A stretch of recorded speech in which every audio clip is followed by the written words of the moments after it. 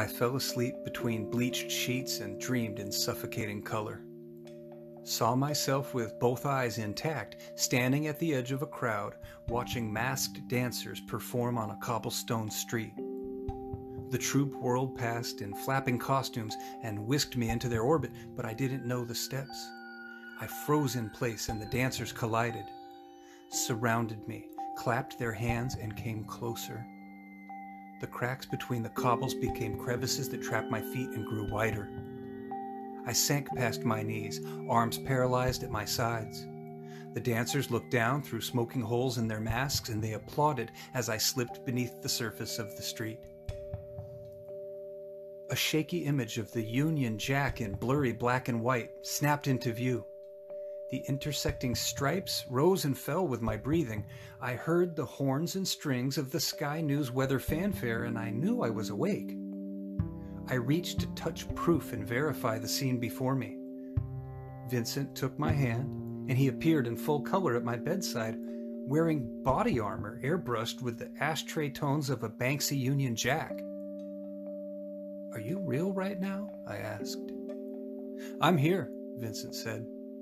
I pushed damp strands of hair from my eye, elevated the back of the bed, and sat up.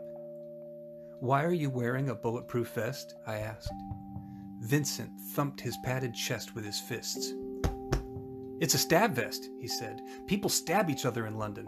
It's a gift from Stormzy. You got one too."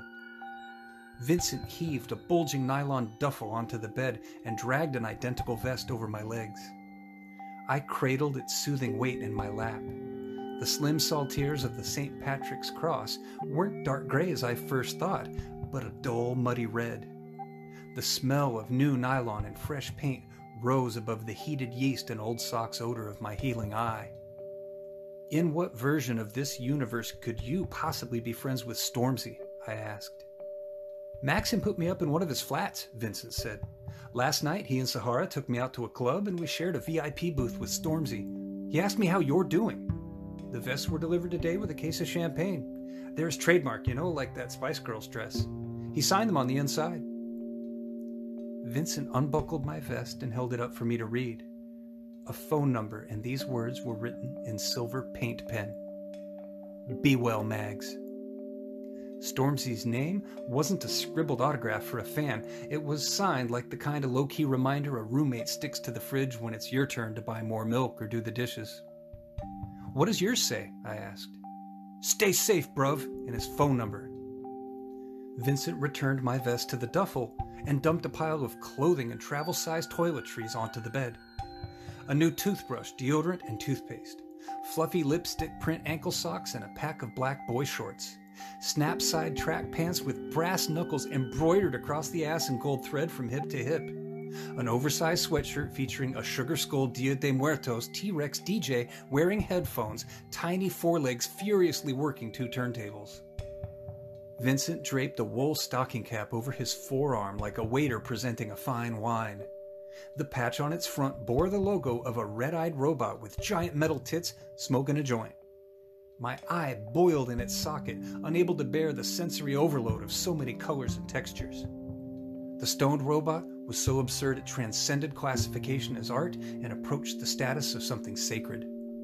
I pulled the cap down over my ears as Vincent arrayed 6 canvas sneakers on the bed, 3 pairs in different sizes, styled with neon animal stripes and rhinestones.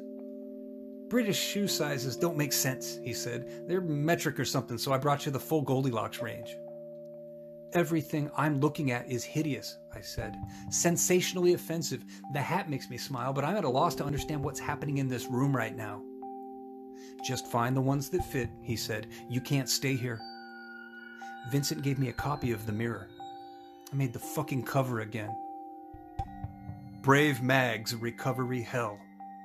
Some bold bastard got right up in my disfigured face and snapped an image of my ruptured eye, my blood-soaked blowout, my lips snarled around a breathing tube. I was still wearing the tattered top I had on when the bomb went off. A series of wide shots caught me hung like wet laundry between 2 nurses in a corridor, grimacing in socks and a gown, my flat-iron curls fighting their way back into a kinky corona as I struggled to walk to the vending machines and back. Pictures taken through a gap in the door of my darkened hospital room showed Brady spoon-feeding me from a tray, then sprawled asleep in a chair at my bedside. A surge of fury sharpened my vision and gave me the energy I needed to get dressed. Vincent dropped the bed rail with a clang, and I sat with my feet dangling over the edge, brushing my teeth and spitting minty foam over the pillows while he ransacked the room and packed up my things. I stepped into shoes for the first time in weeks and planted a hand on Vincent's head to steady myself as he knelt to tie the laces. "Get me out of here," I said. Vincent stood, smoothed his hair, and held up a finger. "Hold on," he said. He jerked a black trash bag from the duffel and bounced it onto the bed, untied its knotted top, and hauled a butchered pig's head by its ears from the rustling plastic. Vincent plopped the bubblegum bulk of dead flesh on top of the covers and wrote "cunts" in Sharpie between the animal's eyes. I plugged my ears and backed out of the room as he maxed the television volume, crammed the remote into the pig's mouth, and aimed its snout toward the door.